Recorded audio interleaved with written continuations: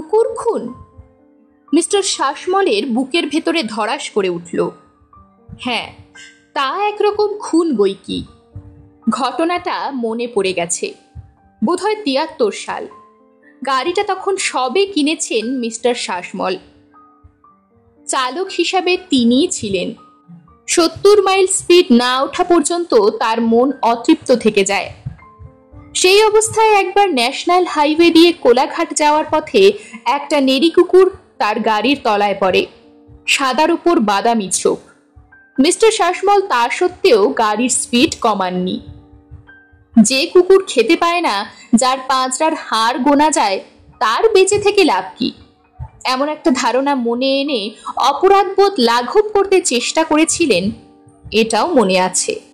জীবনে যত প্রাণী হত্যা করেছেন তিনি, তার সবগুলোই কি আজ এই ঘরে এসে হাজির হবে নাকি?